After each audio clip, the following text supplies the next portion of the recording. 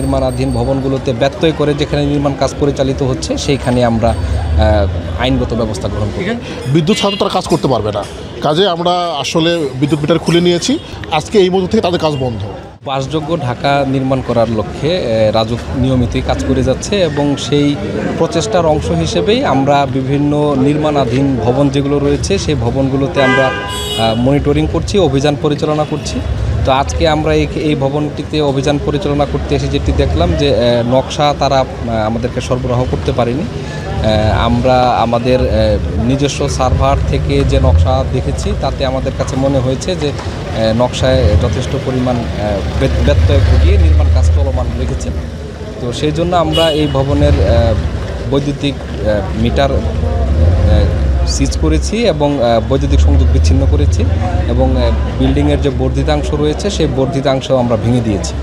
এছাড়াও আমরা আজকে এই সড়কের আশেপাশে যত নির্মাণাধীন ভবন রয়েছে সব নির্মাণাধীন ভবনেই যাব এবং যেখানে আমাদের নির্মাণাধীন ভবনগুলোতে ব্যত্যয় করে যেখানে নির্মাণ কাজ পরিচালিত হচ্ছে সেইখানে আমরা আইনগত ব্যবস্থা গ্রহণ করি। কর্তৃপক্ষের আসলে যারা এই কাজটি করেছেন তারা তো আসলে ভবন নির্মাণ করে ফেলেছেন অনেক দূর, তারা আসলে বিষয়টি বুঝতে চাচ্ছেন না যে তাদের ব্যতিক্রম হয়েছে।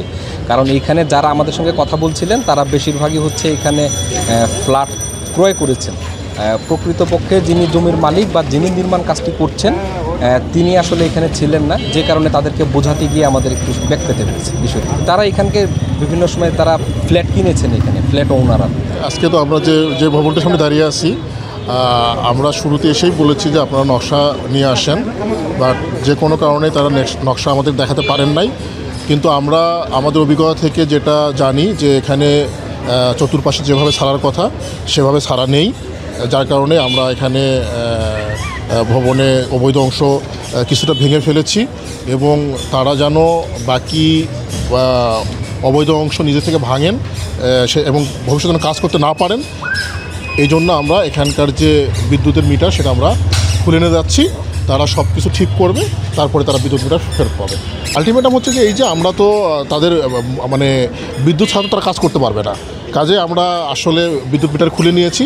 তারা নকশা দেখাবে এবং তারা তাদের ব্যক্তিগত অংশ অপসারণ করবে, তারপরে তারা বিদ্যুৎ মিটার ফেরত পাবে, আবার কাজ শুরু করবে।